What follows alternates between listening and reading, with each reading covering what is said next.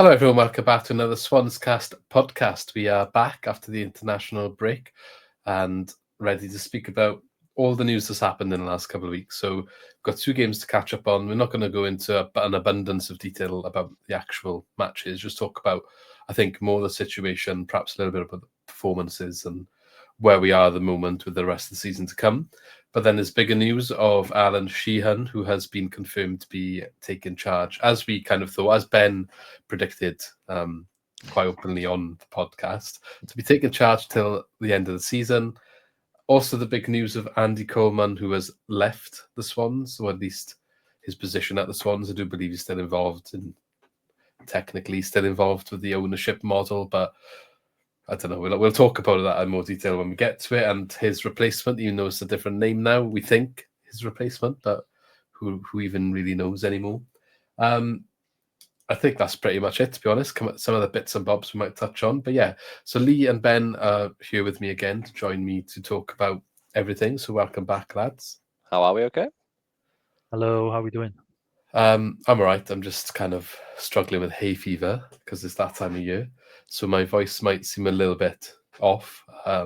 It's got the sniffles and all of that, but I feel I'll like you've hide been away when I ill go. for the last 5 Yeah, you months. don't need to tell me about it, mate. Like, honestly, I've had a bit of a rough 2025. Not necessarily always me, but the kids. So, like, specifically one of my kids is not had a good time of it, to be honest. So I think with him being ill all the time, it's spreading around the house quite frequently as well. But at the moment, we got our second home, which is basically back and forth the doctors or the hospital every week. So yeah, we're having quite a lot of fun with that. Not gonna lie. It's only up from you. Yeah, hopefully it's more like he's not, touch wood, he's not like horrendously ill or anything. He's got tonsillitis, which is like repeated all the time, and obviously he's only young, so it's kind of affecting his throat, then his ear, then he's just generally ill, temperatures and all of that. And I think it's just frustrating, and I don't know if anyone in the comments can allude to this, but like, you know, he's a toddler and we're waiting for him to have a proper appointment in regards to, I think it's ENT or ENT, I think, ears, throat, and Nose. something else. What was that? Nose, isn't it? Yeah, that's it. Yeah, of course. And yeah, so we thought, they told us it was like rushed, and we sent this letter to try and push it through quicker. So then we got in contact with them because they told us to ring the department, and they were like, yeah, we got the letter, so it'll be 12 to 18 months. And I'm not joking, this has been going on for like 7 weeks. He's on his 6th dose of antibiotics, and you're just thinking, like, that's ridiculous. Like, genuinely, that's ridiculous. Like, but you feel useless, I guess. But I know you two can't necessarily relate at the moment, but it's just frustrating. Not gonna lie. Joys of Great Britain in 2025, that is, unfortunately. So yeah, no, I fully aware of it. It's just like, I don't know. It's just rubbish. But I'm sure other people have got other stuff going on as well. I'm not trying to turn it depressing, but yeah, hay fever's on top of that. So I'm just here strolling around. How are you two doing anyway? Yeah, busy time of year. I'm sure Lee's going to bang on about how busy work is end of the month as well. But no, same for me. Good type of busy at least, but enjoying myself, to be fair. Yeah, how busy is work, Lee? You got muted, I think. This is probably me for the next couple of weeks now. I'll go into hiding then. So when I come out, the Swans will be in a better position. Wow, do you really think that? I'm not sure yet. We'll see. I hope so. But yeah, I'll be locked away in my sitting on the computer for about the next 3 weeks. Yeah, well, we'll get into the debate about the Swans being in a better position shortly, but I think we should start with the news of Andy Coleman stepping down. Now, we are a little bit slower to this this update, I think, because we obviously didn't do video over the international break and been a little bit busy, as I said, had stuff going on. But yeah, so we'll get on to this now. I'm going to read out the statement about what's gone on, really, because I think it came out of the blue. Was anyone really expecting this to happen? I know we've had a little bit of pressure recently. We've heard rumours that there was some discontent in the boardroom with the other investment partners, but I don't think I was really expecting it, and definitely not right now if it was to come. So it caught me off guard a little bit. Yeah, it's not like we were expecting an imminent departure, was it? But when I saw the news, I was like, yeah, that makes sense. That's justified. It's not like it was a decision, was it? I think the opinion of him overall has been negative for. Yeah. Yeah, I mean, I think the general opinion is that he seems like he means well and he's a nice guy, but maybe just doesn't really know the football world. Yeah. And maybe that's shown a bit too much when it can't. We're in a situation where it can't be, and it needs to be someone who knows what they're doing. And I think the January window, perhaps, and just the whole debacle of the last couple of months really has been the nail in the coffin. And it does sound like, because I think we spoke about rumours about this situation on one of the recent podcasts where we were saying the other board members were not happy with the way the club was being publicly kind of displayed in the news because of everything that's gone on since January and the Luke Williams situation. And they weren't quite happy with how Andy Coleman was managing it all and didn't really see the positive direction as well as the positive narrative from outside the club. So I think I would like to know what's happened behind the scenes for this, because I think the statement is a bit more like he's chosen to go, and I'm wondering if that's been like, right, we'll allow you to do this, but this is what's happening. Yeah, I think so. I think the fact that he's still there by, not by choice, by necessity, because of a partial ownership he has in the club, means that things had to end a lot more amicably than maybe they normally would. So yeah, it was best for all parties that it was made to look like him choosing to step away, which, maybe part of him wanted to as well, but if he was probably pushed, wasn't he, if we're being honest. Yeah. I'll read it out quickly then. Swansea City chairman Andy Coleman has informed the board of directors that he intends to step down as chairman following the conclusion of this season. I didn't actually pick up on that point when I first read it. He's actually here for the rest of the season. It has been one of the great privileges of my life to have led this great club for 2 years. When the family decided to move to Swansea, we knew such a commitment would require tremendous effort and a lot of sacrifice. And we have been all in since the moment we arrived. I have given every ounce of who I am to the club, and I am so grateful to everyone at Swansea City and in the Swansea community for welcoming us and becoming such an integral part of our lives. These close personal relationships with staff and supporters will serve us well as our ownership group moving into the years ahead. So he's talking still about being part of that ownership group. These efforts have required me to take considerable time away from my wife and young family. I will always be grateful to Anne for sacrificing so much on my behalf. Now though the time is for me to shift my focus back onto them. Our love for this club and this city will always be with us and continues to grow stronger with every day. The board of directors jointly stated afterwards, since becoming chairman in 2023, Andy has worked tirelessly to improve the club. No one can doubt his real commitment, the sacrifices he has made, and how much he cares about the club. We look forward to continuing our partnership with Andy as board member and co-investor in the majority investment group. It just goes on to say what his achievements have been since he's been at the club then. Notably probably with the work he's done with the women's team, the academy for the girls and the girls Wales, I think it is. And it says rebuilding the club's relationship with the FAW. I didn't realise we had such a negative relationship with the FAW before he was here. Were you aware of that? Rob Page, probably, right? When we wasn't Russell Martin we were speculating that he didn't like to choose the Swans players, but I didn't realise there was an actual... Russell Martin fully just slagged him off in an interview, didn't he? About Ollie Cooper. Yeah, he did, yeah. Oh, well. I probably agreed with him at the time, let's be honest. Okay, well, fair enough.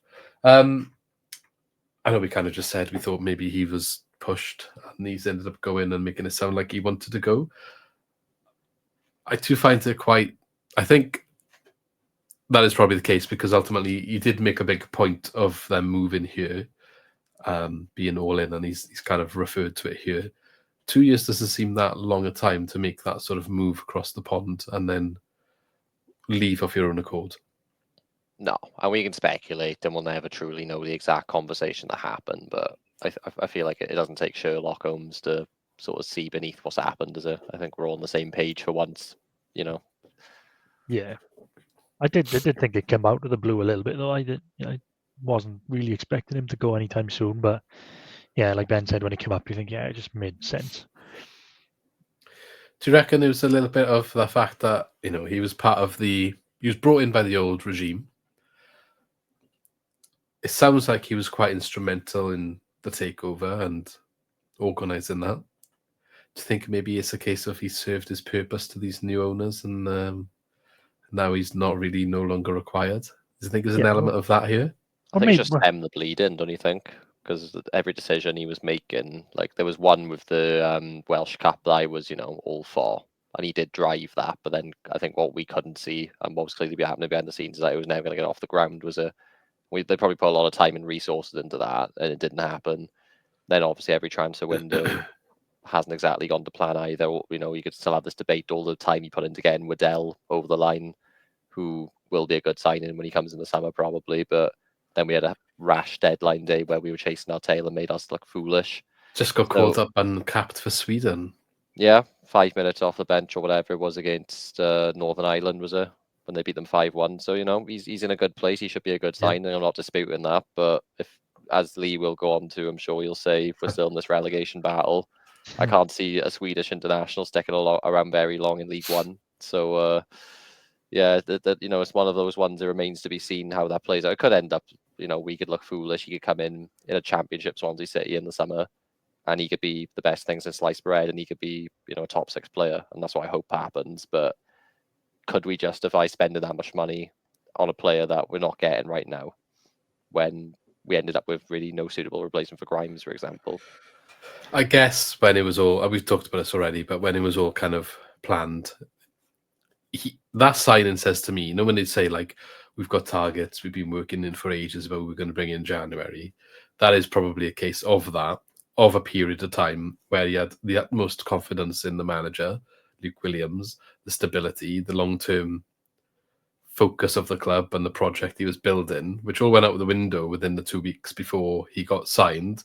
And then the Grimes thing being the nail in the coffin, like day or two before he got signed. And I think the timing was just horrendous then, wasn't it? Which might have been a bit unfortunate, but that's maybe where the chairman, or you need someone that comes up and is like, okay, situation's changed now. We need to reassess the situation here, and at least maybe hold off a little bit. But it sounds like we would have maybe missed out on him if we had done that. But I guess having the sort of strength to make the right decision in that moment, I think is, as you said, Ben, maybe seen that maybe he didn't make the right decision, even though it might end up being something that's long-term a good decision. If we stay in the league, I guess, is the caveat there. Yeah, again, perception is everything, isn't it? I mean, I think he probably was a bit unlucky with like Grimes leaving, but when you had like the downturn in form, and then you had the club captain of like 10 years leaving, and then you had, you had to sack another manager, then the window was awful, even though he maybe not have been responsible for all of it. He was, he oversaw all that, didn't he? Like he was in charge while all that was going on. So, and they probably had a plan where they obviously bought out the previous owners, didn't they? And then he's been put in charge, and they're like, right, we've got a football club to run now. What are we going to do? And in that first, in the first couple of months of him overseeing everything, it kind of just fell apart a bit, didn't it? So they're probably thinking, right, going into a new era now, before we appoint like new manager and whatever, we need to kind of have a bit of a fresh start. I can see it. And Grimes leaving was unthinkable. It still doesn't feel real now, does it? The fact he's on commentary, I know they've done exceptional since he signed. Not, I think they were exceptional anyway, weren't they? The winning streak they were on, but that's only continued up until very recently. But still, the fact he left, it must have come as some sort of shock. I doubt they had a long-term replacement plan for Grimes at the start of January, for example. So they were probably left scrambling there as well. But then that just happens on my point now. How are you focusing so much on signing somebody we're not even going to have for the here and now? If you're an inkling that your best player, your captain, was going to leave. This is where like the naivety, lack of football knowledge, rhetoric gets spun a lot, isn't it? Because on the face of it, that seems a wild decision when you put it like that. Yeah, I mean, hopefully when Waddell comes in and smashes it, and that's like his lasting legacy of his last major signing or involvement in the transfer window. But we'll have to wait and see. Last question on Coleman then. Do we think this is obviously let's say, an organised step in the way from behind the scenes, yeah? Do we think when it's quietens down a bit now, he leaves in the summer proper? Coleman? Yeah. No, he's got ownership in the club, and I yes, can't this is what my question is going to go on to now. So he's going to leave in the summer in regards to like his role. Do we think after it quietens down there and he's slowly like forgotten about behind the scenes, you don't hear of him? Do you think in months to maybe short-term years he leaves entirely, like he gets bought out, or like I don't see the benefit to anyone buying him out, though, do you? He's probably quite a somewhat minority shareholder. Like, I didn't see Mindy Kaling getting bought out, for example. You know what I mean? I know he owns a bit more than she did in the old consortium, but like, what benefit does anyone have to buying him out? They don't need the extra power within the club, do they? Fair enough. I was just curious, like you mentioned about getting rid of all of the old regime and like the stigma around that. If there's anything, if there's something that they would look to do, perhaps. Yeah, the only thing that's a bit, and again, we'll probably come on to it, but I have no idea how the club is structured. It's just that much of a mess at the minute. But it seems to me, and I could be wrong, so correct me, but like him still being a big part of the ownership group and then obviously moving away from Swansea, are we not kind of in a similar situation to what we were beforehand when we had the owners that were never around? I know it might probably be a bit different, but the owners we've got now, though, and some of them more local. Yeah, I guess so. Like they're not necessarily all American, are they? And it's not just like one of them is a Swansea fan, isn't he? Well, all right, pub quiz then. No one Google it. There's two main owners we have now. What are their names? I've already got it in front of me. Okay, Lee, what's their names? I have absolutely no idea. Isn't one of them that's the point, isn't it? Like, you knew the names of the last two guys. Now it's Brett Kravitz and Jason Cohen. I wouldn't have known that unless I looked it.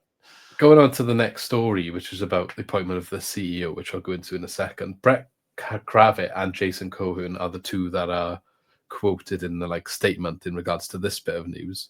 Specifically names those two. Considering Coleman is still part of he's still chairman, until the summer. Yeah. He's not involved in this.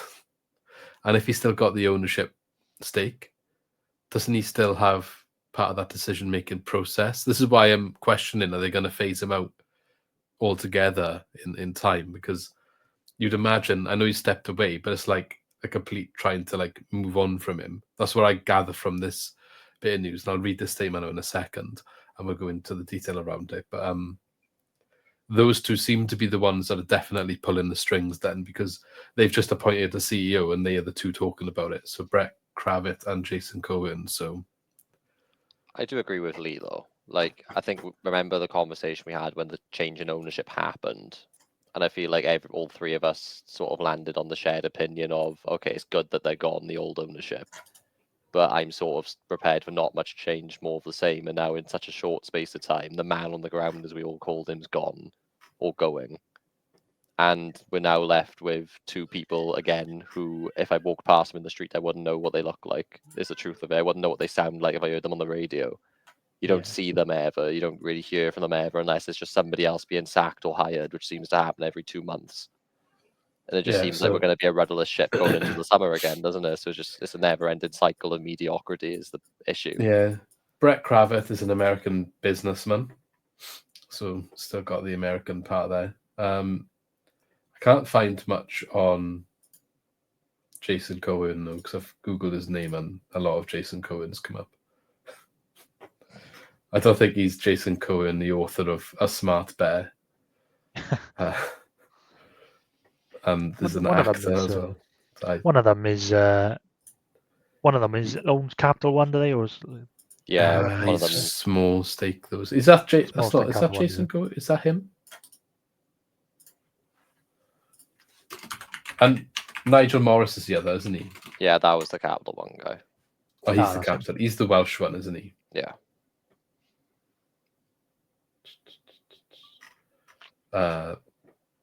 Sorry for the delay in speaking. Just trying to learn a little bit more about ownership. Should have done this in advance, but like I just reiterates the point, doesn't it? It reiterates the point.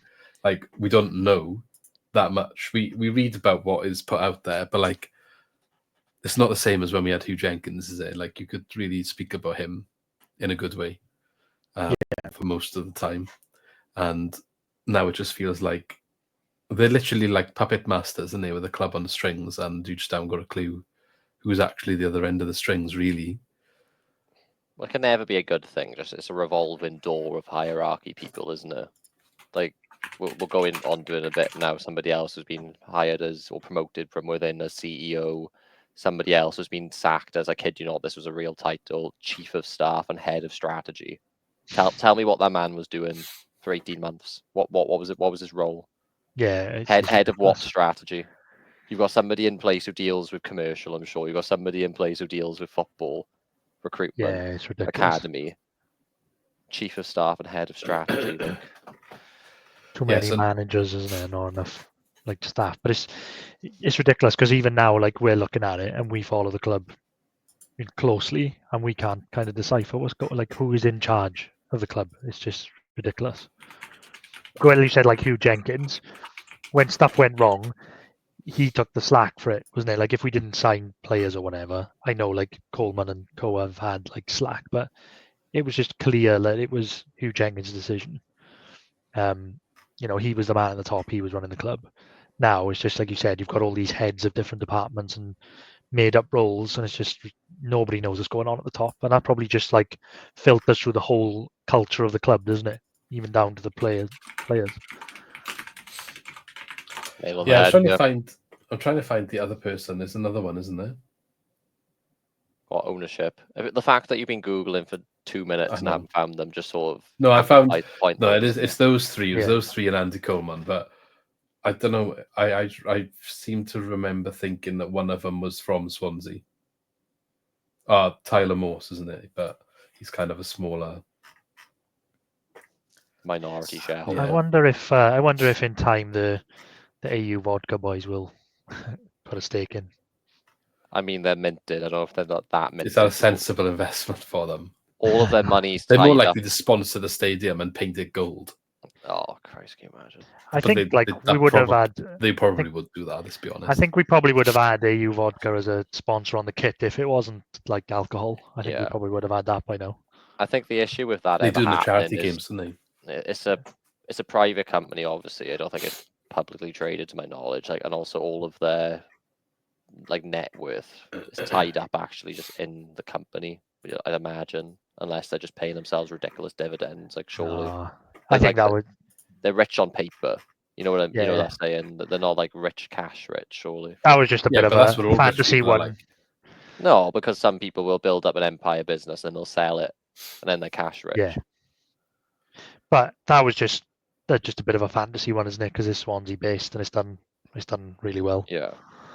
I think if we ever go down to League One, then maybe, but Championship, I don't know. I think there'd be like I wouldn't be surprised if there'll be like an AU Vodka stand or something one day soon. Well, they got the lounge. The AU Vodka lounge is one of the hospitality boxes, isn't it? Yeah, it'll just be popping up in more.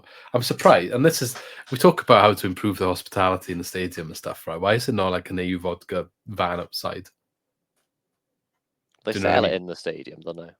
Yeah, but like we talked, there's such a missing opportunity about bars and stuff in that area, isn't it? Like you've got all that fenced area now. Get some food trucks and stuff in there, and they could get a couple of like vans down there and make a killing. I would have thought. That's job.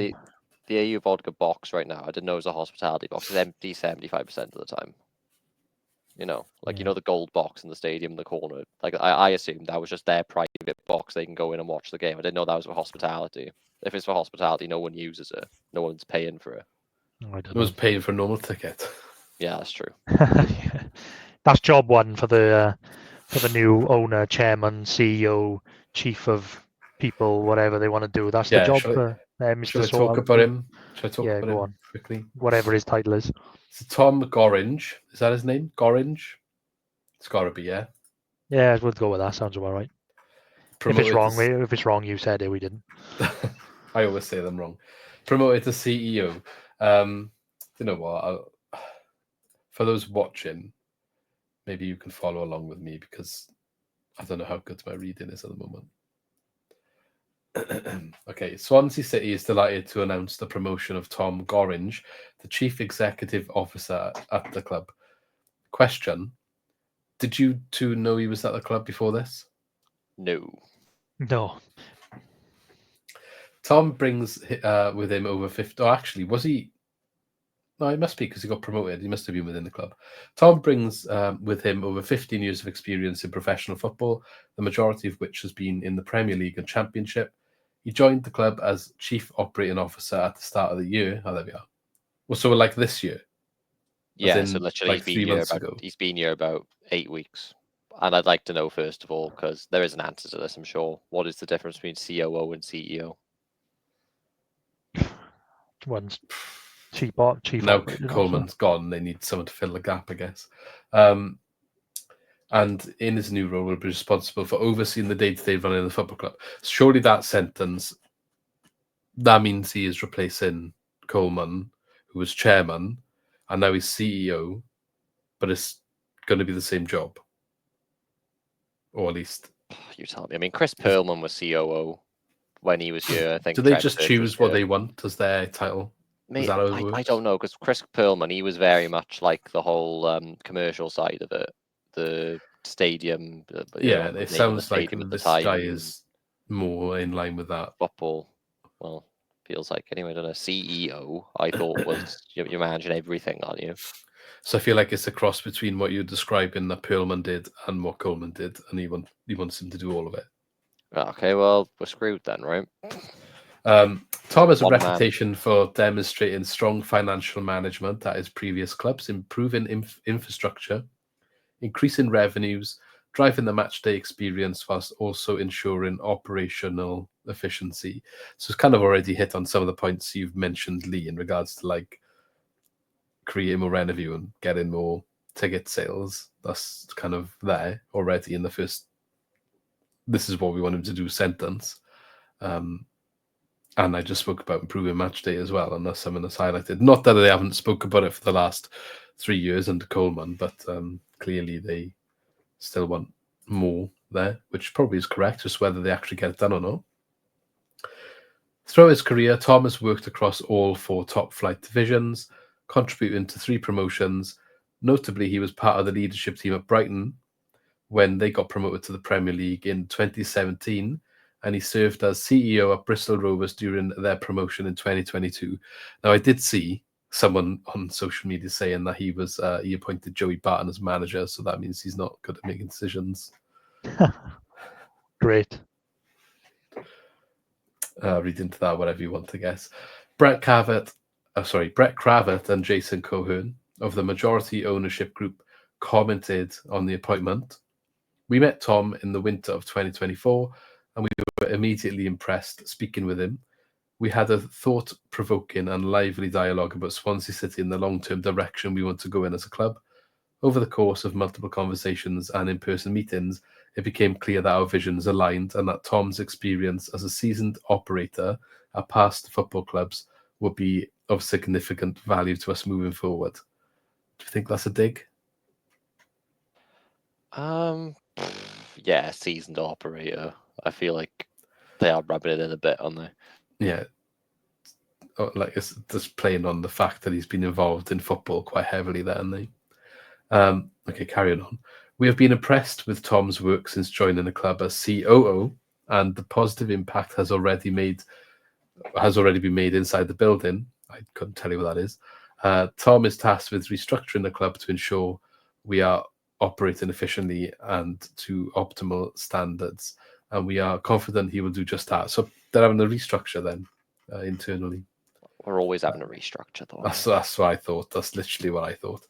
New CEO Tom Gorringe said, "I'm under no illusions that there is a lot to do, but I'm excited to take on this role at the club. Since joining, I have been impressed with the staff and the vast potential at the club, as well as the ambition of the ownership group. We have everything that we need here to be successful. We want to build on our strong foundations and drive the club towards sustainable success that gets us back to competing at the top of the division. The ownership group is fully committed to delivering success for the club, and I'm honoured to be the person that they've entrusted to deliver it for them." Throughout my time in football, I've always enjoyed an open dialogue with supporters, and I look forward to continuing that here. Sorry, I started laughing because I feel like I've read this statement like word for word before, but I digress. I'll carry on. Yeah. With a new date soon to be agreed for the fans forum, more on that later, and upcoming club survey, more on that later. There will be opportunities to share your feedback on how we can improve. We will do all we can to take feedback on board to make positive changes. I am excited about the future and the opportunities that lie ahead for Swansea City. Thoughts? Is that the third or fourth time they've rearranged the fans forum? I've lost count. This is the third date, isn't it? I think that was Coleman's. Just that's why he really left in the end, was just not to have that fans forum. Yeah, He just probably. couldn't 'Cause face it that would have one. literally just been Coleman out. Like it. What was his name? Who was here before? We were just. Oh, this shit. Forgot his name now. Yeah, Watson. Like, this is what I mean. I used to be so good with this, like Swans, just in general, because there wasn't much to remember. We had a starting 11 that barely changed for 5 years in the Prem. We had, managers that actually stayed for multiple seasons I just at a think time. they don't make it exciting enough for you to want to go out your way to find this stuff out, do they? Like, well, it used to be so simple, like you it's say. dull now. It was just Jenkins for ages, wasn't it? Yeah, not you even knew that. who Like, was I in used to get charge. excited to see Swansea news, and now I see it, and I'm worried more than excited. So Yeah. Yeah, but it's just fatigue with it all, isn't it? It's just always like, oh, they've made more shares available. They've changed the CEO. Someone's a chairman. Someone's a CEO. Someone's this. It's just like, in the end, fans just don't care. It's just, especially with the way it's going, because it's just not been going well. Everyone's just like, oh, well, it doesn't matter who's in charge. Just the same old, same old.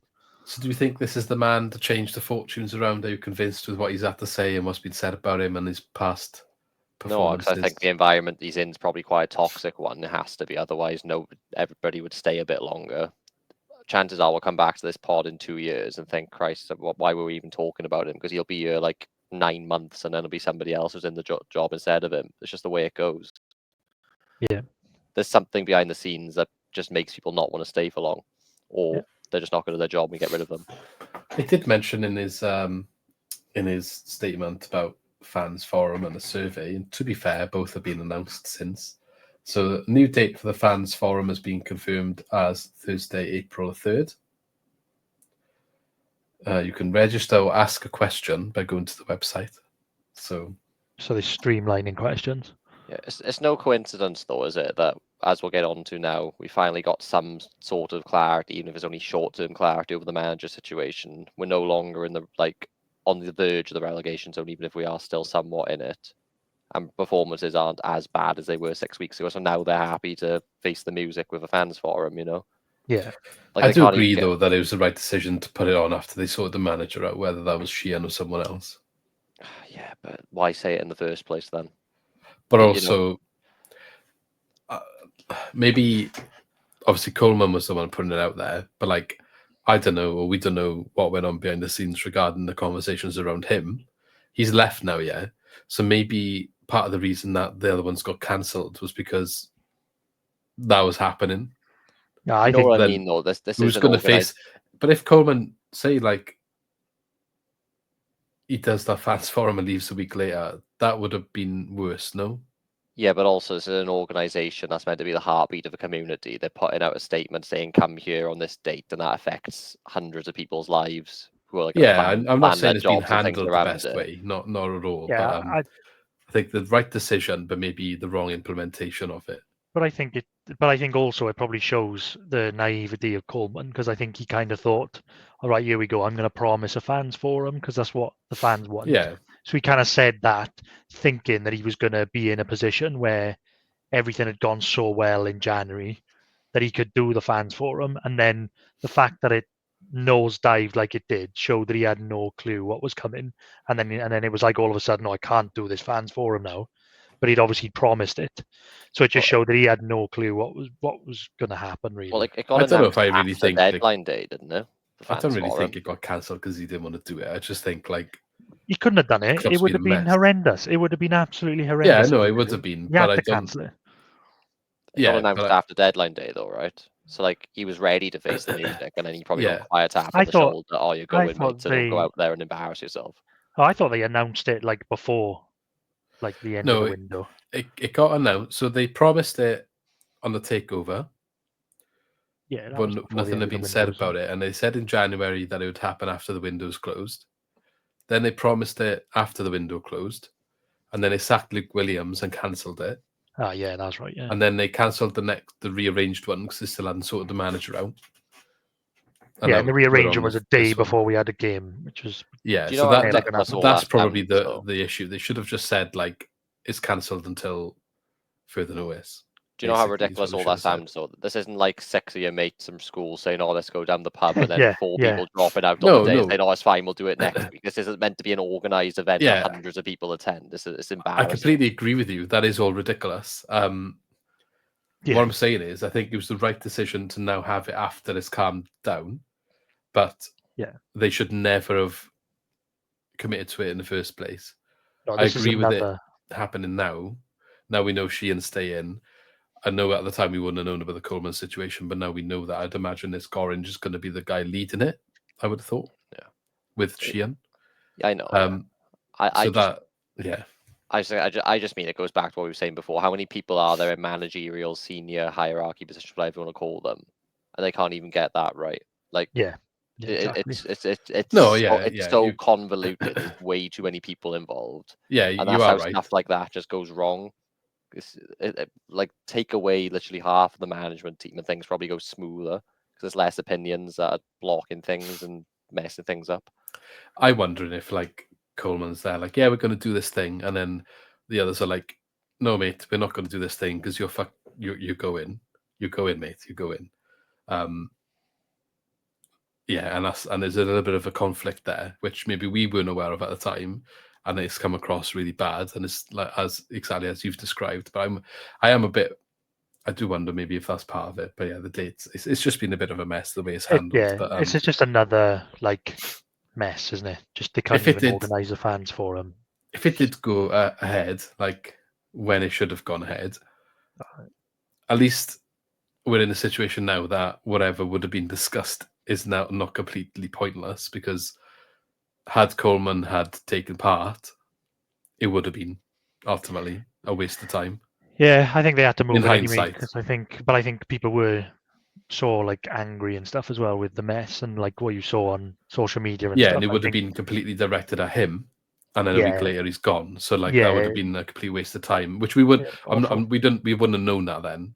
No. But in hindsight, at least we're not going to have that situation, is what I'm saying. I'm not disagreeing with it. It would have been a bad night. I'm not disagreeing at all. But it goes to show how a bad night. Yeah, it goes to show how much of a mess it is that we're nearly 40 minutes in. We haven't even started talking about the semi-permanent manager we've now got in place. It'll be about an hour before we even talk about football being kicked. To be fair, I should have read this before instead. Sheehan's not going to be there. It's going to be Tom Gorringe, Director of Football, Richard Montague. Sorry, hold my hands up. And Head of Commercial, another one, Richard Morris. I don't know who he is. Right, so hold on now. Head of Commercial, right? So go back to the statement, the Tom Gorringe statement. You've just said some other bloke, Head of Commercial. Now this guy, I swear... he has a reputation for demonstrating strong financial management, improving infrastructure, increasing revenues, driving the match day experience, while also ensuring operational efficiency. So what is Head of Commercial doing then? I don't know. I don't know. No. Like, I understand, like, it's easy to say it when you're just sat behind a computer screaming through your microphone and you're not actually having the responsibility. But it doesn't need to be this complicated. It doesn't need to be this complicated, does it? Yeah, but you've got him, then you've got Head of Commercial, then they've probably got like 5 commercial managers and supervisors, and then you know it takes a lot to run, the catering, which is an external company, and a club shop that's open like twice a week for about 4 hours. Maybe he's advertising as well, but I have no idea. Like, I don't know. I don't want to try and pretend. It'll be hosted by Kev Johns, held in the day suite at Swansea.com Stadium, the maximum capacity of 400 guests. So that's what we need to register for. And it will be streamed live to Swans TV. If you want to watch it. We should do a live viewing of that. Oh, that would actually do a watch along. When is it next week? Oh, wait, no. What time is it? Doesn't say. Actually, doesn't say what time. It doesn't say. Yeah, there we go. What's live? Oh wait, no, it does at the bottom.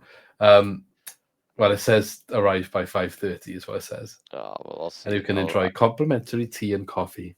I have a night shift started. Hey, this is what the head of commercial is doing.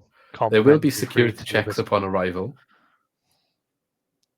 Don't be funny. They barely do security checks when you go to the stadium. Like you go in. Sorry, it does say event details are at the bottom. My mistake. Time 6 p.m. to 8 p.m. Yeah. Security checks, like what? Alan Sheehan's not even listed as Euro, so I'd be curious. I mean, to be fair, like he might not be earning summer, so it probably makes sense. And I do think, to be fair, most of the way the direction of the questioning is going to go is probably more about the background than the pitch. Yeah. So, like when you go in the stadium now, I swear 1 week I'll have proper like, oh no, unzip your coat, unzip the jacket underneath your coat. I'm going to pat you down every inch of your body. Another week, it's like, oh yeah, you're fine, go in. There's no consistency to that either. You know what I mean? Like nothing works. I think that's the same in like all grounds, though, isn't it? Yeah, but it shouldn't just be down to the discretion of some guy tap you down, like whether they think you look like a threat or not. I can't look dangerous 1 week and then innocent the next. You know what I mean? Yeah. Pick one method of searching me and stick with it. You can't, you know. Do they not use them things anymore? What the things? Panel things they had. The beeper things. Yeah. I never got used on me. Apparently, stand isn't good enough for. Where you just like hold your arms out and then they're just like this all over you, and they. Oh, we don't have them at home. We don't spend. I thought we did have them before. I don't remember that. Maybe you went away somewhere. Some away grounds have them, like the ones, and where they like, yeah. I thought they would have had them because they have some big like concerts sometimes in the summer, don't they? Oh yeah, take that. That's where it's going to be an issue, not when a Swans cast. Yeah, but come on, they'll probably have. They probably have better security for it. Let's be honest. Yeah. Elton John was there before, wasn't he? Yeah, I didn't. Well, we've had the Killers, we've had Arctic Monkeys. It's been some. We just get whatever overspills from Cardiff, don't we? Yeah. But that's still all right.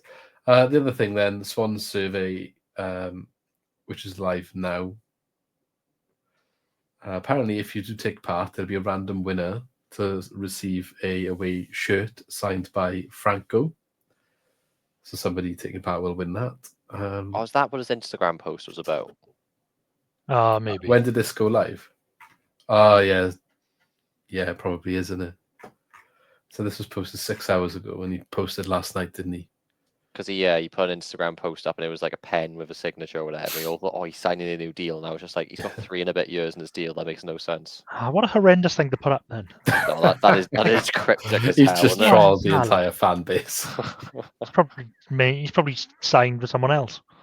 I'd have been fuming, to be fair. Some of the players that we've let get down to like a year in the deal, and we'd renew somebody who's on 3 and a bit years. Would have made no sense for us either. Yeah.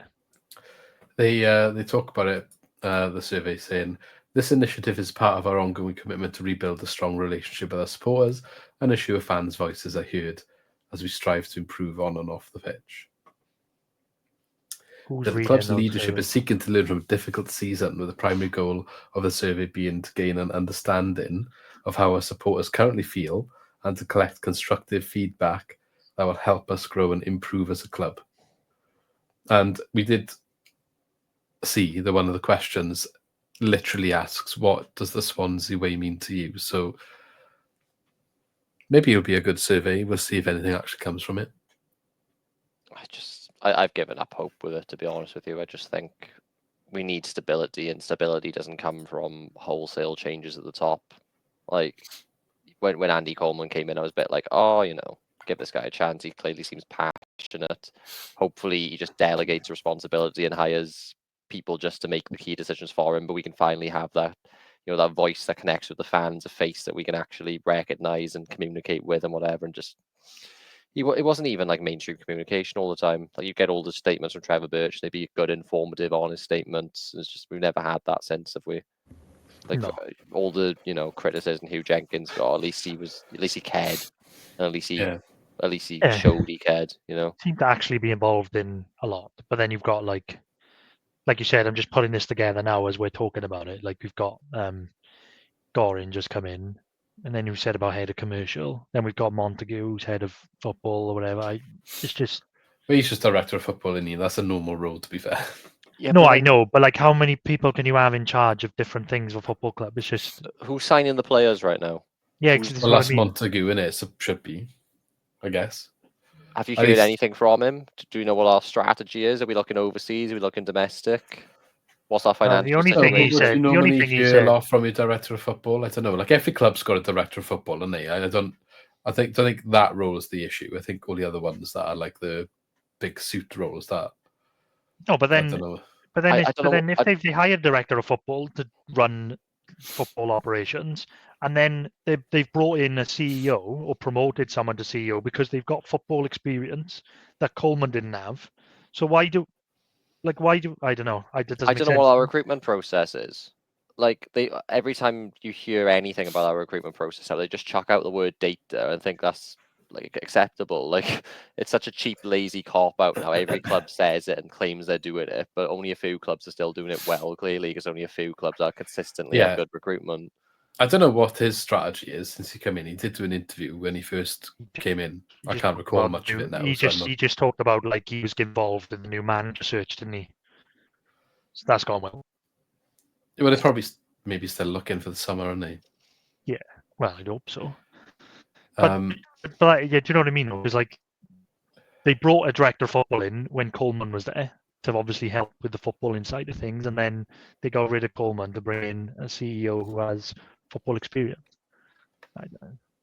Well, I think the football experience doesn't necessarily mean he's going to... I know he's not going to be involved in like the operation. I think it's more about running a football club off the pitch, like you said, raising the ticket attendance, the match day, the increasing revenue in other ways, maybe like but he knows how to do it from a footballing perspective rather than a business perspective. So what's that? Yeah, I don't know. I mean, head of I'm not sticking up for any of this, by the way. I'm just saying my perception is what's Montague is like.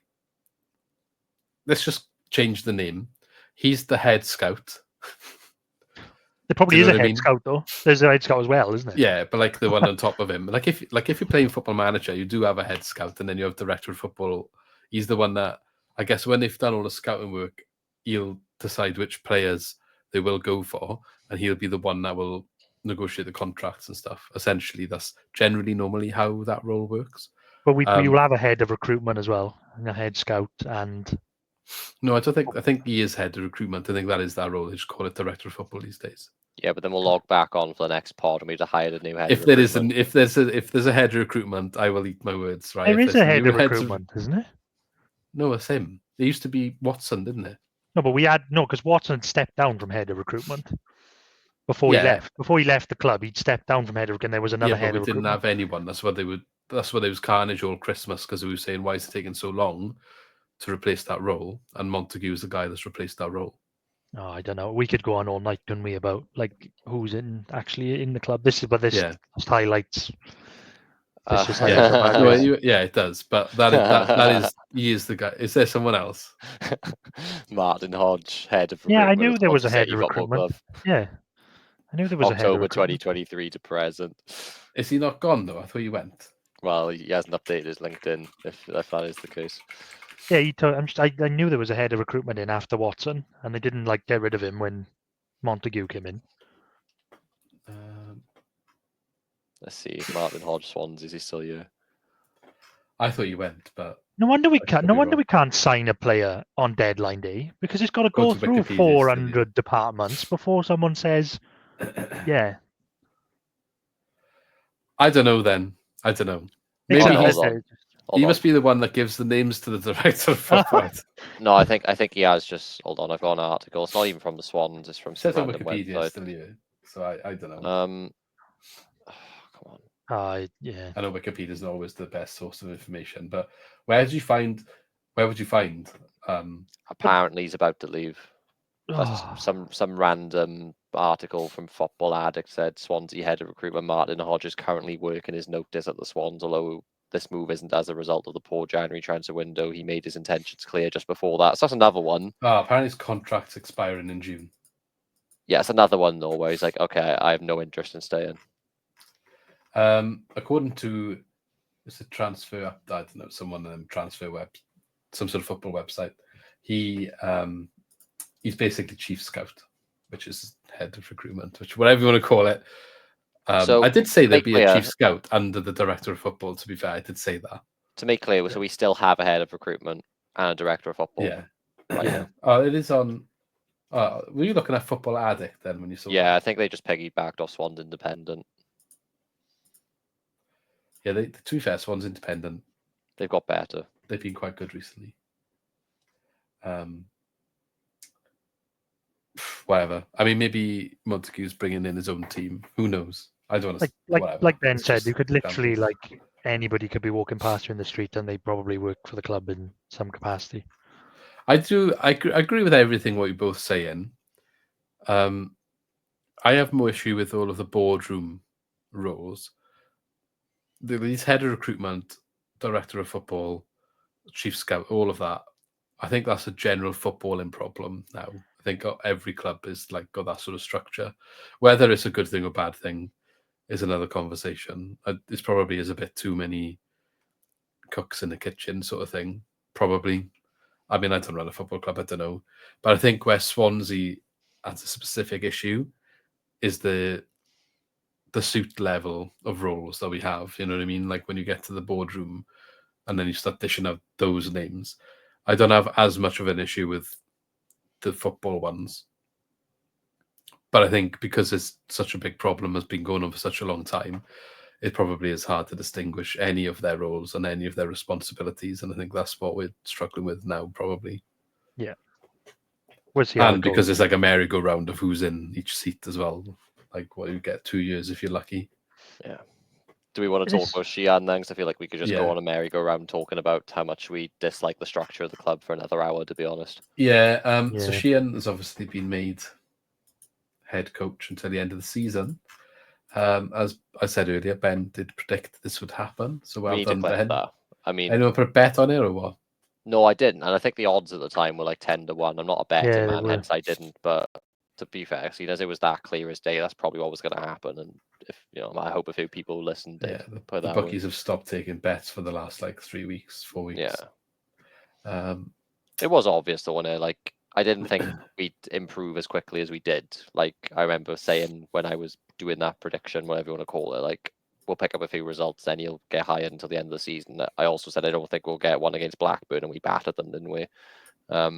So it did improve quicker than I thought. It showed how far away we'd fallen, just confidence-wise, and not playing for the manager. But yeah, I mean, the position we're in now, I know we've lost the last couple of games, as we'll touch on, but he's done enough to just see out the last few games now and hopefully just keep us up. And then there'll be more options in the summer then, won't there? It's not a good time to get someone, I think. No, it makes sense. Unless you're hiring someone right now with the sole purpose of keep us in the league. I don't quite think we're in that category. Where you're getting Neil Warnock in just to keep you above the line sort of thing. Yeah. I don't think we're quite in that danger. So you want your next manager to be someone that does build a project. Now I know most projects don't get to the finish line these days in football, but you always got to intend to do that. It's not a good time to get someone in under that sort of goal, I guess. You're going to get them in 10 games left or whatever it is, and it's just a bit of a limbo time to take over a club. You're not going to have the options. You're going to have to pay more money for people. People are probably not going to want to move. So, yeah, like you said, Ben, it does make total sense, really. It makes sense because I think there was only be two options, really. Like you said, if we were really struggling, it was like we could go down here, then you'd have to bring in someone for that purpose. Or if there was someone available that you wanted, then you'd strike now before it gets to the summer and other clubs come in. But if there's neither of those two going on, then it makes sense just to keep Sheehan. He's been at the club. It's fine. May as well keep him to the end of the season and then search in the summer then when probably more managers are available and you get who you want. Just to throw a spanner in the works as well, just to wind Luke up more than anything. Does Coleman leave and open the door for Russell Martin? I don't think so. I don't think it was Coleman that necessarily was the issue was just the club generally. I don't know What was the timeline between Coleman coming and Martin leaving? Don't know. Couldn't tell you. It To was be honest. 2 months, maybe. No, Maybe. I mean, I just think there's like bad blood between the club and. I was just fishing. I know. I'm not going to fully bite to it, but I just can't see it really. No. Can you imagine? How do you think? If he did actually come back, how do you think it would go down generally amongst the fan base? Because I just feel like it'd be like a 50-50 split of polar opposite sides of the spectrum. I know when you get any manager, you get some that like it, some that don't. But I feel like it would be like another level either way. I think there'd be some old men scrapping some teenagers in the East Stand. Yeah, they would. Probably. And don't get me wrong, I'm one of the younger ones, and I'm of the opinion of don't bring him back. But I know old people tend to hate him. I know there's more chance of younger people loving him. It's my fault. I brought him back up, but I thought we were going to ban it, so I apologise. Oh, yeah, wasn't I wasn't. I had no. Yeah, wasn't there some sort of punishment every time someone said his name? I would say dock points in the prediction league, but I haven't got them to throw away. So. Oh well, we'll see now. I think you did quite well in the last 2 games. Oh, did I? Maybe it should be points deductions then. If you mention he who shall not be named. Sheehan has been joined by 2 new additions to his coaching team in Mark Fotheringham and Richard Stearman. So we think, are they on like contracts to the end of the season? Like, because obviously I'm sure they come from other clubs, haven't they? They can't be on contracts that exceed Sheihan, surely. No, they're in. They're there till the end of the season, because that was kind of from what I saw, was the sticking point, wasn't it, about whether he agreed to stay till the end of the season was based on if he could bring in a few of his coaches, which was obviously those 2. Director of Football Richard Montague has said, "We're delighted Alan has agreed to lead the team for the rest of the season and would like to extend a big welcome to Mark and Richard as they join our coaching staff in support of Alan. Both will aid us in our efforts to finish the season as strongly as possible, which is the full focus of everyone at the club at the moment." Just goes on to talk about the coaches a little bit and what they've done. I'm not going to really go into that. Yeah, I mean, I haven't got anything to add on them, to be honest. I never heard of any of them. The fact one of them's come from Solihull Moors, of all due respect to that team and that league. Have they all gone through the coaching badges together or something, have they? I don't know. I mean, Sheehan himself isn't somebody who's got the caliber or experience to be a full-time manager for us, is he? So whatever his coaching staff are, it's going to be the same thing, really. You're not going to have someone who's better than Sheehan coming in underneath him, are you? No. It's not I don't know, just on paper it looks quite a weak structure, doesn't it? I know that's the sad reality of it, but like you're just worried, isn't you, that I don't know, like how would you get the players? Maybe they're really good on the training pitch, in it, but like if you say players stop playing for managers who had more experience, and then you get people. So it's a big jump. You said was his Solihull Moors. I mean, it's 8 games.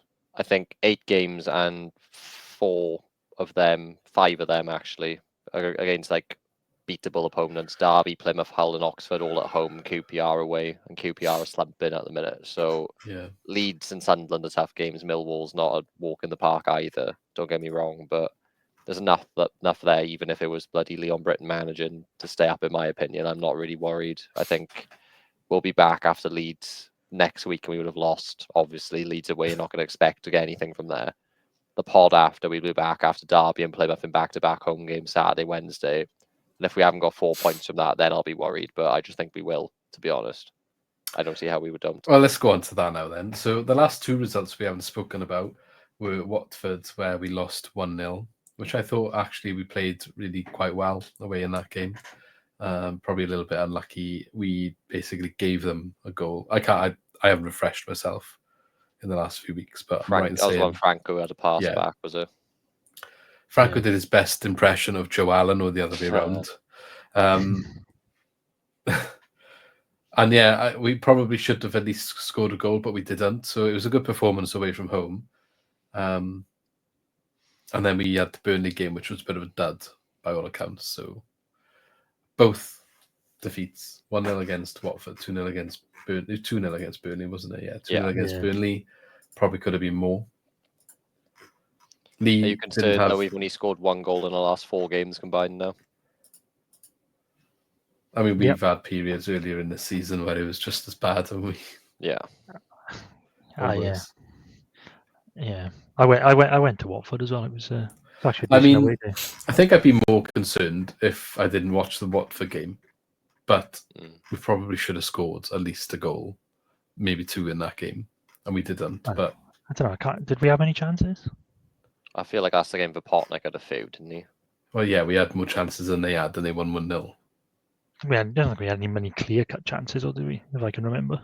To be fair, when was this? 3 weeks ago now. Yeah, we've left it a bit late to remember the details of the game. I don't want to go out and say, I just remember watching that game thinking we definitely should have scored at some point. No, we played well. Like we played better, but I just because I went as well, so I can't so I just can't remember us having really good chances. Both teams had one big chance. Theirs obviously was a goal. Ours wasn't a goal, so there was at least one, but I can't remember what it is because it's a while ago. Yeah, so, no.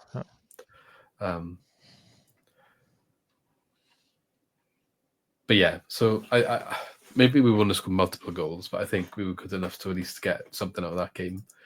Burnley probably not necessarily, but I would probably have suggested beforehand. I perhaps thought we could have got something against Watford, even if it was a point, and then defeated Burnley didn't surprise me. Even like 2-0, like they've conceded 7? What are they on now? 11. They're on 11 goals this season, which I believe we were checking is like going to be a new championship record if they can maintain this. The record's currently 30 or 31. 30, I think. Which is ridiculous. So I know there was different opinions after that game, but I think I was writing it off, to be honest. It was a shocking goal to concede at the start. I think Key fell over the ball and Ronald fell over the ball in the space of 10 seconds, and they were just put on a plate. But then you could see they were a team where once they take the lead, they don't lose. I forget the centre-back's name. I think they'd signed him from, I don't know if it was Montpellier. But he was probably the best centre-back I've seen at this level in a long time, if not ever. Maxime Estevie? Yeah, he was ridiculous. He didn't need the rest. He didn't need the rest of the back four. Honestly, he could have done it on his own. He was crazy good. I think it's probably easier playing against our front line, to be fair. But he won everything. Like for Potnick, I know he's not the greatest in the air, but equally he's quite a stocky boy, and he didn't have a chance in hell against him, and he was fast as well. Anybody who had a bit of pace about him, they tried knocking it past him, and he'd be catching up to you in half a second. He read the game well. He must have been double digits for headers, clearances, that whatever you want to call it. Just brilliant. Yeah, he was good. I can check that for you right now, maybe, or maybe I can't. Oh no, I can't. 11 clearances. There we are. I was right for once. I thought he was going to check and be like, "Oh, I only touched it 4 times, Ben." You know that old chestnut. Nah. But no, it was expected, wasn't it? So, I think the bigger picture thing here was, without going into the performance, I generally can't remember the games, to be honest. A lot has happened since then. That's left us on 44 points. We obviously were quite bubbly after the form beforehand, which was 2 wins and a draw and 3. Lost the 2 games since. I think if you take any other context out of it, like away at Watford and home to Burnley, probably not that bothered in the grand scheme of things. Watford maybe is the more frustrating one, but it's away. Burnley is probably more understandable because of their league position. But when you put into the context of the league table, we are now 16th with 44 points, which decent gap to the relegation zone. But I think a lot of the teams below us have started picking up results in recent weeks, specifically Derby, who have won the last 3 games, and they're sitting on 38 points in 22nd, which makes it a 6-point gap to relegation zone. So there was a little bit of concern after the Burnley defeat that we're getting dragged back into it. Yeah, it's fair to say, because look at the last 2 games. I know we obviously lost both games. Portsmouth lost both games. But apart from that, look, everyone below us, Oxford won 1, lost 1. Hull 1-1, drawn 1. Stoke 1-1, lost 1. Cardiff 1-1, lost 1. Derby 1-2. Luton 1-1, drawn 1. Plymouth 1-1, lost 1.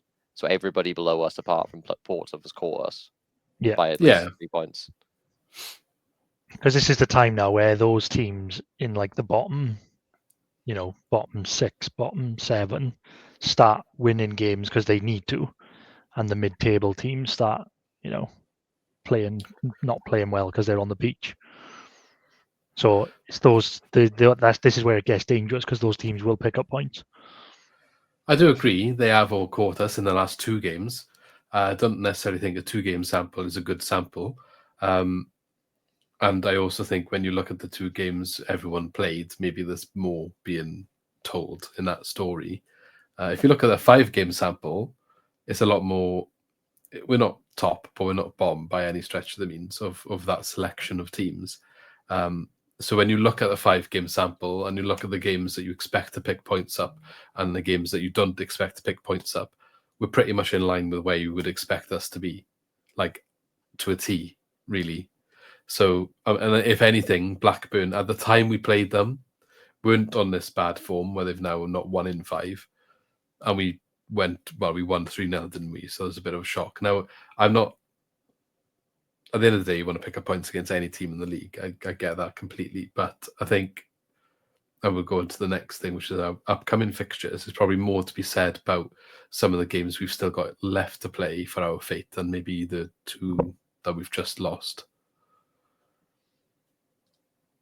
I think, look, we'll probably be okay just because there's enough.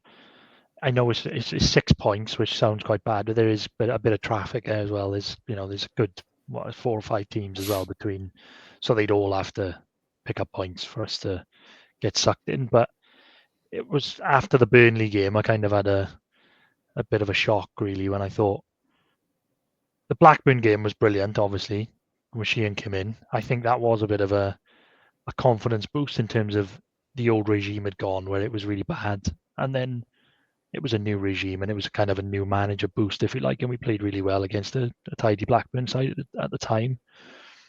And then Preston away was not great, and then Middlesbrough home was okay.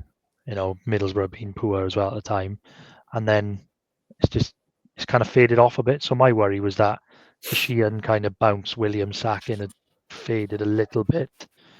And then I looked at the fixtures coming up and I thought, right, next 4, we've got 2 of the top 4 away. So you can write them off. If we, like you said about the Burnley game, like we expected nothing. So we do the same with those 2. Then you've got 2 of the bottom 3 at home, which are then absolutely massive games all of a sudden. And I don't think we'll go down. It's just really, I do think we're going to get sucked in a bit further than we are. And it's going to look bad before it gets better. It's a fair point, and also a bit of a stat I didn't realize. I just realized it now. Without looking, how many teams in the entire league have lost more games than us? Just lost. Guess. I'm sure I looked at this the other day and I thought ours was actually okay. No idea. We've lost, like 18 or something like that? Yeah, only 3 have lost more games than us. Bottom 3. But also you could flip it and say about wins because we've won more than everyone below us. I know, but it's just we haven't drawn as many. And that's what Cardiff did last year, and they finished like 12th. So and then they've fallen off a cliff this year. Some of those, So I was like, they've turned into draws from wins. That's my point. Yeah, I was a bit of prophet of doom after the Burnley game. Again, glad we don't do videos after games, but it's just that I looked at that and I thought, hang on now, here we go. If we tail off here, like, we lost to Watford, lost to Burnley. I thought if we start tailing off here, lose to Leeds, which is probably going to happen. That's 3 losses in a row. Then on the back of 3 losses, we've got to beat Derby at home. We have to beat them. We have to beat Derby at home. We've got to. It's a 6-pointer. And Plymouth home, and then Sunderland. And then, like, after those 4 games, those 4 massive games, we go into Hull, who are also there. And by that point, they could be like on the same points as us, Hull. And then, I don't know, then QPR, Millwall, they hopefully they'll be on the beach by then. So that could be where we pick up points. If you say about QPR, they're a point ahead of us. Yeah, but they But at that QPR point, by the time we on play worse them, they form could be than below us. us. So, like, on the beach and that. If you Yeah, say I we know, can get dragged in, they can get dragged in. well, yeah, of course they could. So that could be another 6-pointer. It could be Hull QPR. It could be another 6-pointer. I think if we get to QPR, I'd be surprised if that's a 6-pointer. Yeah, I agree. No, so would I. No, I know it sounds. I'm probably making it sound worse than it is, but I just looked at it and I thought, hang on, we're definitely not safe yet. And The way, go on, sorry. go on, no, go on, you carry on. No, I'm just saying my overall concern is that we had that like bit of a boost when Williams got sacked and Sheehan came in, and I just think I hope that it hasn't just run out of gas already, because my thoughts on like our attacking ability with like certain players. And now that like Pete Harris is injured as well and gone back, we have not a lot that can take us out of trouble. I mean, Lee, I was just going to say, just a question. How many points do you think we need to stay up? 6. You think 6? You think we need 50? I think we need 50. I think to be completely safe. Well, I think 48, and I was only going to say, I think Derby and Plymouth, you get 4 points. So I think we'll be back in 2 weeks. I think by the time we're back on a pod for Sunderland, if that's the next pod or the pod after, whatever, I think we're safe by then. No, this would be a pointless argument if we get if we beat I think even if we beat Derby at home, because it keeps them down as well, and then we'd be on 47, and then even if we draw with Derby and beat Plymouth at home, then it's probably over. So this could all be pointless, but my point is, it's just how big are those games all of a sudden? Like, they're bigger. All of a sudden, we go into those games now thinking, oh my God, we need to imagine we got 1-0 down against Derby. Yeah. That's what worries me. I think we're just adding pressure, really, because what were big games was when we played Sunderland and Stoke when we got relegated from the Premier League. They were big games. And we didn't manage that. Up, you mean? Well, not, do you mean the season when we got relegated? Up? We were not in relegation zone and we lost both those games and we went down. No, we beat Sunderland the season when we stayed up and they went down. Stoke and... No, I'm on about when we went down. When we went down, we shouldn't... We got ourselves out of the relegation zone and then we had to play those two teams who were below us. It was Southampton. And I'm saying... Southampton, sorry. Not Sunderland, yeah. I knew two with this, but they were both below us and they were both home. And we lost them both. Yeah. And we went down. They were big games. This is not comparable. Yeah, because if we lose the Derby, we probably still stay up. Is the truth of it. I'm not saying it's not a 6-pointer by definition. We should be aiming to win them both. They're not like nothing games, don't get me wrong, and they have got more connotations to them than Leeds, for example. However, if I have to choose anyone to play right now, because you'd have to back ourselves at home to beat those teams, yeah? So if we beat those teams, you're right in what you're saying, you keep them down there and you pull yourself away, and they can't go and, like if they were playing someone else on the same day as we're playing Leeds, they can win as well, and it maintains the gap. Like that can't happen if you beat them. So better situation for us. We've got to back ourselves as a team if we want to stay in the league to beat the 3 that are currently occupying that position at home. And if we don't, yes, it's our own fault. We put ourselves in a little bit more of a tricky situation. But even if we lose both those games, the likelihood is we still won't be in the relegation zone by the time we lost both those games. I'm not saying we'll be in a worse position, because we definitely would be, but it's completely still in our hands. Like, for us to throw this situation away, something's drastically going wrong. And it's not just about those 3 teams. There's still another 5 in between us that also need to pick up results. And, plus QPR, who are above us and haven't won by 1 games. point, no, like I said, there's enough traffic there, which will probably be okay. It's just all of a sudden I was like, oh, hang on, it's not. The swing on those 2 home games is massive, but we'll probably be okay. And again, like I said, next time we do a video, I'll probably look a bit stupid. I'll be like, yeah, look, we're fine. But God help us if we lose those 2 home games. The pressure's on them, isn't it? At the end of the day, they might be playing for their lives, but the pressure's on them. And I think I'm not saying we shouldn't care about the games, but I think it's dangerous to get a level of worried that maybe then that does show on the pitch, and that becomes a more difficult task. Then I worry we shouldn't more. be concerned. The squad, like not us necessarily as fans, but the team shouldn't be going up against Derby now, worrying about the situation we're talking about, because I think that's dangerous, and that's when you get into that situation. Then where you get into we're not in a situation where we should be concerned about that. Like, it's completely still in our hands to go and like if we win those 2 games, we're safe. That's the bottom line. That's the bottom line. That's No, all I they agree. should be speaking about. That's literally what I'm trying to say is it shouldn't matter who they are really. Like, Leeds maybe is a bit of a write-off, but like for 85% of the league, we should be looking at it being like, right, here's a chance for us to get 3 points. The championship's close, whoever you're playing. At different stage of the season where the teams are fighting for things more, maybe or less than others. But like, it shouldn't matter if it's Derby or if it was Norwich or if it was Preston in the game after Leeds. If they're at home, that 3 points can see us over the line. I still think 47 is quite likely going to be enough. 50, 100% would be enough. And that's 1 and 2 wins. Just get the job done as quick as possible. Doesn't matter what team is there. And even if you lose the Derby one, right, you've got the next opportunity against Plymouth to go put it right. Yeah, I'm not.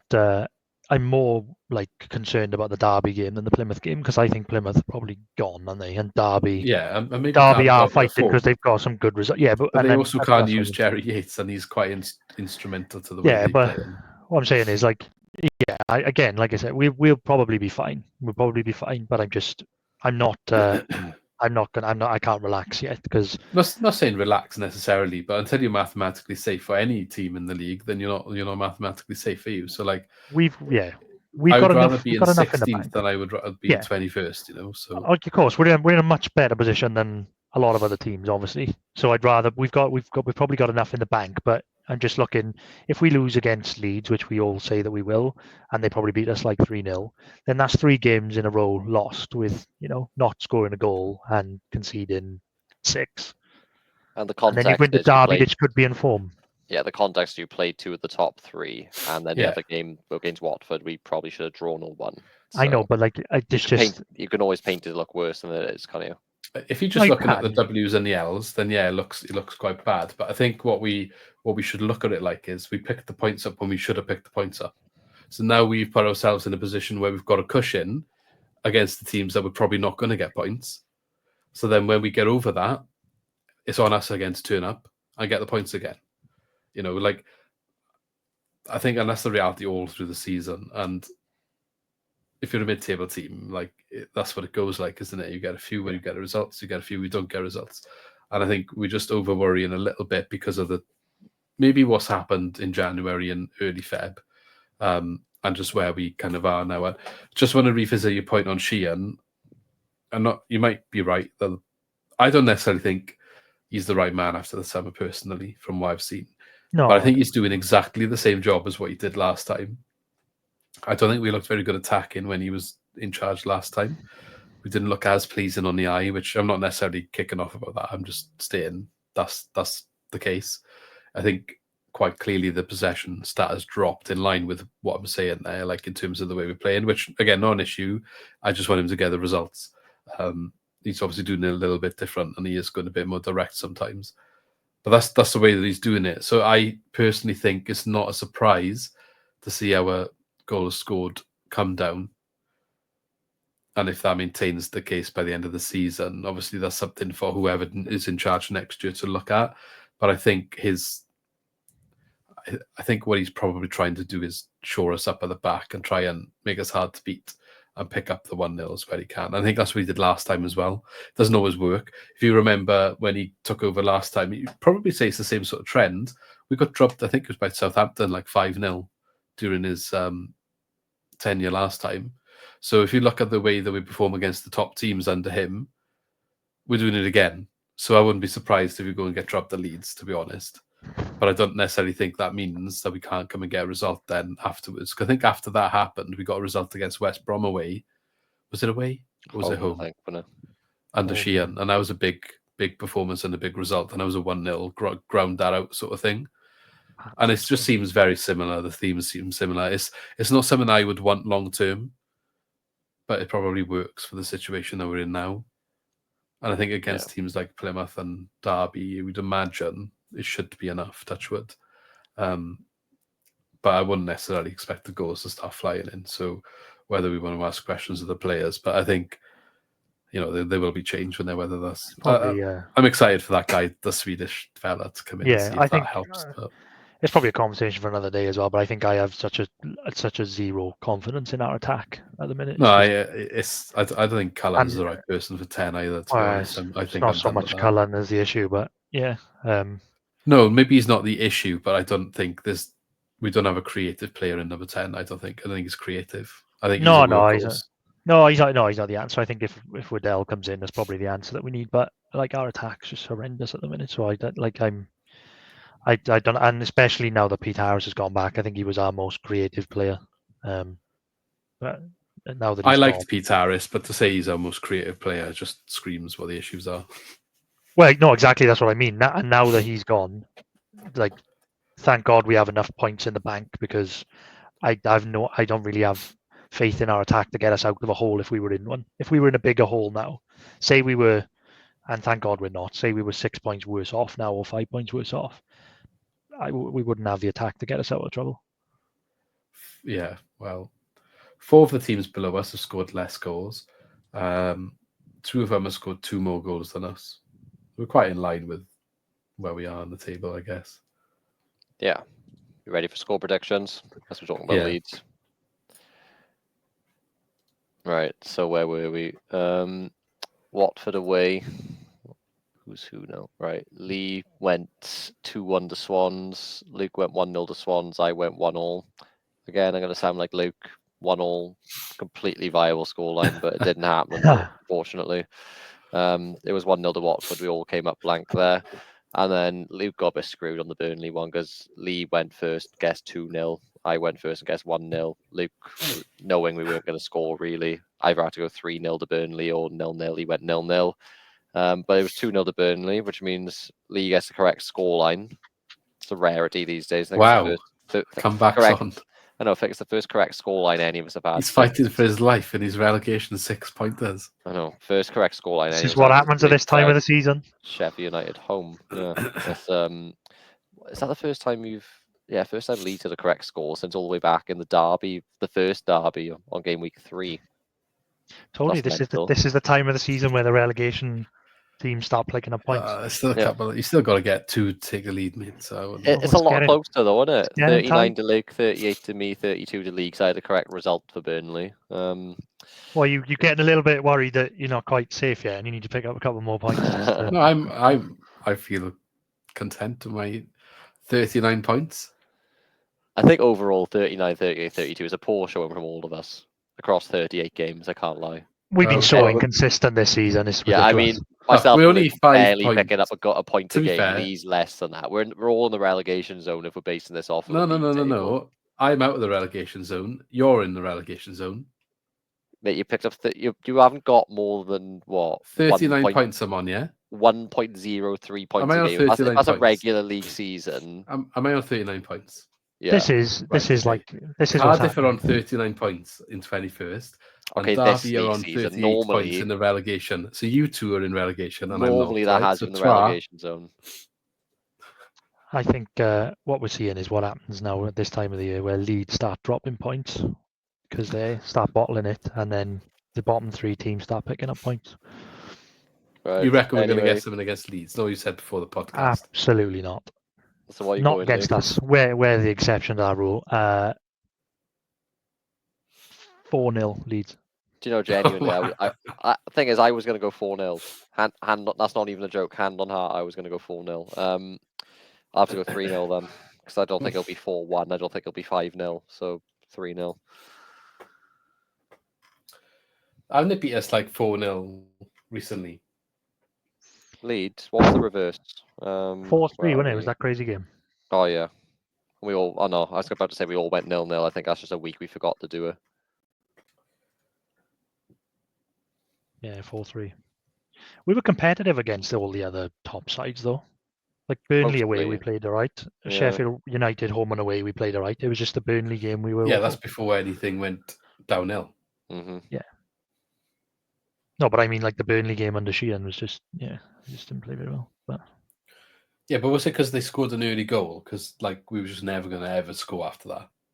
Yeah, it didn't help. So are we just judging the fact that we were so bad offensively against an insanely good defence, which every team in the league has not scored against?